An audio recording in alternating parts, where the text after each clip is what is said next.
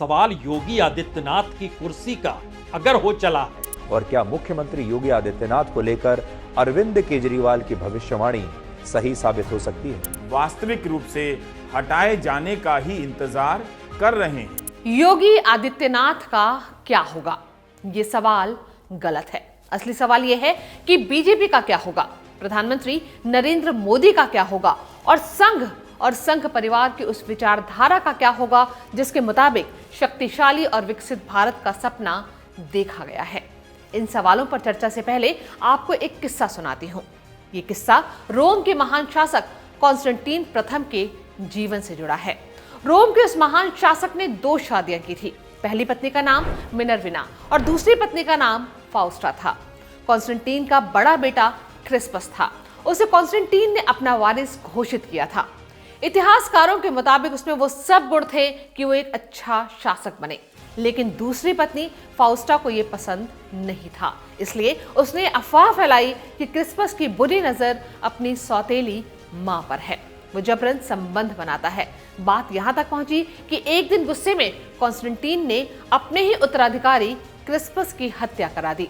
कुछ दिनों बाद भेद खुला तो बहुत देर हो चुकी थी। बदले में कॉन्स्टेंटाइन ने अपनी दूसरी पत्नी फाउस्टा की हत्या कर दी। महान कॉन्स्टेंटाइन ने इस तरह से 2 अपराध किए, बेटे और पत्नी दोनों की हत्या की। बीजेपी में इन दिनों जो कुछ हो रहा है उसका मूल्यांकन करते समय आप इस कहानी को ध्यान में रखिएगा। नमस्कार, मैं हूं शांता सिंह और आप देख रहे हैं बोले भारत। उत्तर प्रदेश में इन दिनों जो कुछ हो रहा है वो नहीं होना चाहिए था। इस पूरे खेल ने बीजेपी के अनुशासन को तार तार कर दिया है। जिस तरह उसके कुछ नेता सार्वजनिक बयान दे रहे हैं, चिट्ठी लिख रहे हैं और उनके आधार पर मीडिया में कैंपेन चलाया जा रहा है, उससे ये जाहिर हो गया है कि इस पूरे खेल के तार कई जगह जुड़े हैं। कोई बड़ा खेल चल रहा है, वरना ये तमाशा नहीं होता। मीडिया की भूमिका पर आने से पहले ये जान लेते हैं कि बीते कुछ दिनों में किसने क्या कुछ कहा है और इसकी हैसियत क्या है। लोकसभा चुनाव के नतीजे 4 जून को आए। बीजेपी की अगुवाई में एनडीए की तीसरी बार सरकार बनी। प्रधानमंत्री नरेंद्र मोदी ने लगातार तीसरी बार प्रधानमंत्री बनने का इतिहास रचा, लेकिन आंकड़े उम्मीद के मुताबिक नहीं रहे। उत्तर प्रदेश में बीजेपी और एनडीए को 28 सीटों का नुकसान हुआ था। स्वाभाविक तौर पर सवाल उठने थे और जिम्मेदार लोगों के ऊपर कार्रवाई करनी थी, लेकिन जिम्मेदारी कैसे तय होगी? पार्टी ने ये काम उन्हीं लोगों को सौंप दिया जिन्होंने चुनाव के दौरान सारी भूमिका निभाई थी। मतलब टिकट बांटे थे, उम्मीदवारों का चयन किया था, कौन कहां प्रचार करेगा ये तय किया था। मतलब सब कुछ जिन्होंने निर्धारित किया, तय किया, उन्हें ही हार के कारण खोजने की जिम्मेदारी दी गई। जाहिर सी बात है कि मकसद हार के वजहों पर गौर करना नहीं था, एक ऐसी गर्दन ढूंढना था जिसे काट कर समीक्षा की प्रक्रिया पूरी कर दी जाती। यहीं से खेल शुरू हुआ। न जाने किसके इशारे पर कुछ मीडिया संगठनों और कुछ लखनऊ और दिल्ली में बैठे पत्रकारों ने ये नैरेटिव बनाना शुरू किया कि हार योगी आदित्यनाथ की वजह से हुई है। प्रदेश के मुख्यमंत्री योगी आदित्यनाथ चाहते तो बीजेपी को 70 सीटें मिलती, लेकिन उनके ना चाहने की वजह से इतनी सीटें नहीं मिली। बीजेपी की अगुवाई में एनडीए 64 से 36 पर सिमट गया। इस सुनियोजित मगर प्लांटेड मीडिया कैंपेन के बाद केंद्रीय मंत्री और बीजेपी की सहयोगी अनुप्रिया पटेल ने उत्तर प्रदेश के मुख्यमंत्री योगी आदित्यनाथ के नाम पर एक चिट्ठी लिखी। कहा कि सरकारी नौकरियों में आरक्षित वर्ग की सीटों की भर्ती सही तरीके से हो, उनकी भर्ती टाली नहीं जाए। उन्होंने इसके पक्ष में कोई आंकड़ा पेश नहीं किया, बस चिट्ठी लिखी। मीडिया कैंपेन के बाद बात आगे बढ़ी, एक सहयोगी को आगे किया गया, लेकिन ये अचानक और अकारण नहीं था। यहाँ ये भी ध्यान रखने लायक बात है कि पिछड़ों की नेता अनुप्रिया पटेल खुद केंद्र में मंत्री हैं और उनके पति आशीष पटेल उत्तर प्रदेश में मंत्री हैं। मियां बीवी की इस जोड़ी के संबंध किन लोगों से हैं ये पता लगाया जा सकता है। मीडिया में मुद्दा उठने के बाद और सहयोगियों के सवाल उठाने के बाद बारी भीतर से हमले की थी। लखनऊ में आयोजित प्रदेश कार्य समिति की बैठक में केशव प्रसाद मौर्य ने जिम्मेदारी निभाई। उन्होंने कहा कि सरकार से बड़ा संगठन है और जो कार्यकर्ताओं का दर्द है वही दर्द उनका भी है। केशव प्रसाद मौर्य की सियासी ताकत इतनी ही है कि वो अपना चुनाव भी नहीं जीत सके थे और वो जिस क्षेत्र और जिस वर्ग का प्रतिनिधित्व करते हैं उसने खुलकर अखिलेश यादव का साथ दिया है। लेकिन केशव के इस बयान के बाद से मीडिया ने बीजेपी की दुखती नब्ज को दबाना शुरू कर दिया। मीडिया का एक धड़ा पहले से ही नरेंद्र मोदी और बीजेपी के खिलाफ था। वो बीजेपी की फॉल्ट लाइन की तलाश में बैठा था ताकि मोदी और उनकी टीम को घेरा जा सके। ऐसा पहले भी किया जा चुका है। लाल कृष्ण आडवाणी से जीवन में एक गलती हुई थी, उन्होंने जिन्ना की तारीफ कर दी थी।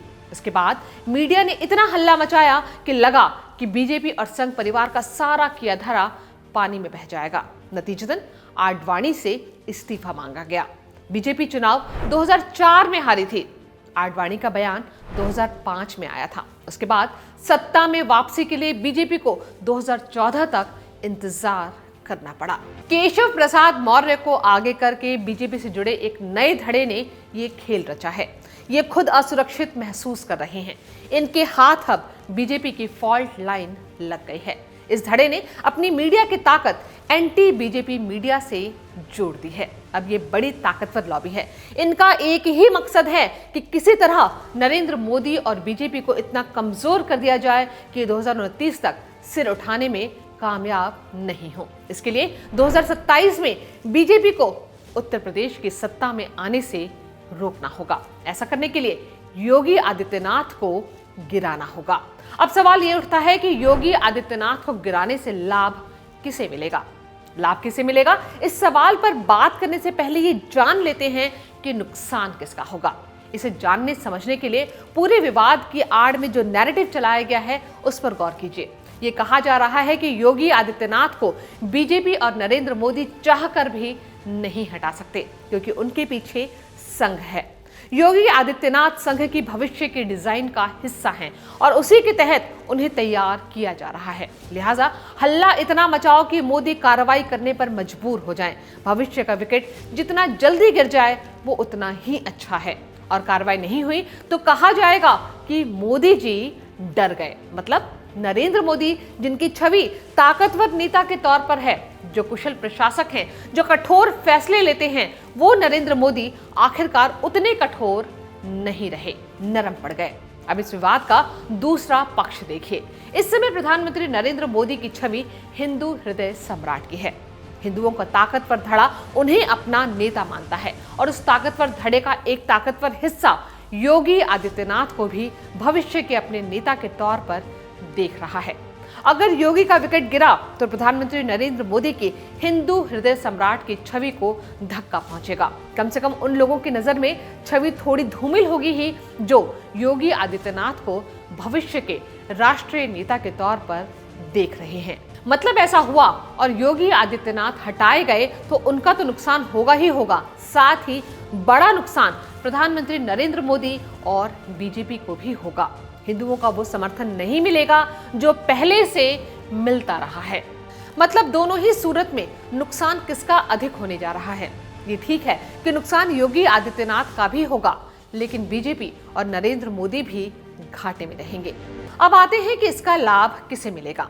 किसी भी वॉलेटाइल हालत में जब नेतृत्व कमजोर हो तो सबसे फायदे में वो लोग होते हैं जिनका कुछ भी दांव पर नहीं होता। आज जो बीजेपी पर, नरेंद्र मोदी पर और योगी आदित्यनाथ पर हमले हो रहे हैं, उनके खिलाफ जो साजिशें रची जा रही हैं, वो इसी उम्मीद से हैं कि बीजेपी का प्रदर्शन उम्मीदों से थोड़ा कम रह गया है। लिहाजा वो सभी लोग जिनकी महत्वाकांक्षा सरकार चलाने की है, मुख्यमंत्री और प्रधानमंत्री नचाने की है, सभी एकजुट होकर अभियान चला रहे हैं, अस्थिरता बढ़ा रहे हैं। इसे उत्तर प्रदेश के उदाहरण से समझते हैं। उत्तर प्रदेश में 2017 से पहले आखिरी बार बीजेपी की सरकार 1997 में बनी थी। 2002 से लेकर 2017 तक प्रदेश में ऐसे पत्रकारों का धड़ा मजबूत था जिनकी नजदीकी समाजवादी पार्टी से थी। 2002 से 2007 के बीच मुलायम सिंह यादव ने मुख्यमंत्री रहते हुए बहुत से पत्रकारों को उपकृत किया था। ये काम उनके बेटे अखिलेश यादव ने 2012 से 2017 के बीच किया। मीडिया का ये ताकतवर धड़ा योगी आदित्यनाथ से असहज था। योगी लखनऊ में कभी नहीं रहे, योगी गोरखपुर में रहे या फिर दिल्ली में रहे। इससे बाहर कहीं जाना हुआ तो पार्टी के काम से जाना हुआ। 2017 में मुख्यमंत्री बनकर लखनऊ पहुंचे तो पत्रकारों का एक धड़ा असहज हो गया। ऐसा ही एक धड़ा दिल्ली में था जो नरेंद्र मोदी के प्रधानमंत्री बनने से असहज हो गया था। ये सारे लोग अभी भी एकजुट हैं। केशव प्रसाद मौर्य या ब्रिजेश पाठक या फिर अनुप्रिया पटेल जैसे नेताओं से इनकी नजदीकी स्ट्रैटेजिक नजदीकी है। दरअसल मकसद उसका लाभ उठाकर योगी आदित्यनाथ को कुर्सी से हटाना है। दिल्ली के ताकतवर मीडिया धड़े का मकसद योगी आदित्यनाथ के बहाने नरेंद्र मोदी को निपटाना है। ये सीधा गणित है जिसे बीजेपी के भीतर घुसे कुछ कमजोर और असुरक्षित लोग हवा दे रहे हैं, कैंपेन चला रहे हैं। अब आते हैं उस कहानी पर जिससे हमने इस वीडियो की शुरुआत की थी। कॉन्स्टेंटीन ने अपने उत्तराधिकारी और बेटे क्रिस्पस की हत्या की थी। उसके कुछ समय के भीतर ही उसने अपराध बोध में अपनी महत्वाकांक्षी पत्नी को मौत के घाट उतारा था। उसके बाद उसने 11 साल तक शासन किया, मगर वो राजशाही का दौर था। वो बेटे और बीवी की हत्या के बाद भी 11 साल शासन कर सका क्योंकि राजा को लोग ईश्वर का प्रतिनिधि समझते थे। अब सब कुछ जनता के हाथ में है।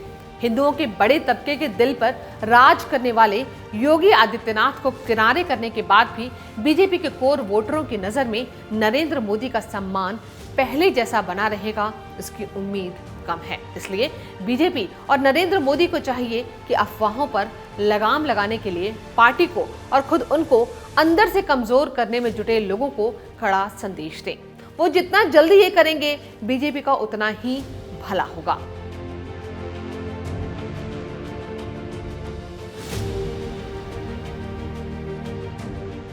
इस वीडियो में इतना ही। इस पूरे प्रकरण में मीडिया की संदिग्ध भूमिका पर हम एक वीडियो बना रहे हैं जो जल्दी ही आपके बीच पेश करेंगे। इसमें कुछ बड़े चैनलों की भूमिका पर चर्चा होगी, साथ ही कुछ बड़े यूट्यूबर्स की भूमिका पर भी बात करेंगे जो वैसे तो नरेंद्र मोदी के खिलाफ सुबह से शाम तक अभियान चलाते हैं, लेकिन उन्हें अचानक योगी से मोहब्बत हो गई है। दरअसल ये मोहब्बत नहीं है, मकसद नरेंद्र मोदी को निपटाना है। इस मकसद को पूरा करने के लिए वो नरेंद्र मोदी को उकसाकर उनके ही द्वारा योगी को निपटाना चाहते हैं। खेल सीधा है और सत्ता का खेल बहुत बेरहम होता है। इस वीडियो में फिलहाल इतना ही। अगर आपको ये वीडियो पसंद आया हो तो इसे लाइक और शेयर करना ना भूलें। हो सके तो हमारे चैनल को सब्सक्राइब भी कर लें। नमस्कार।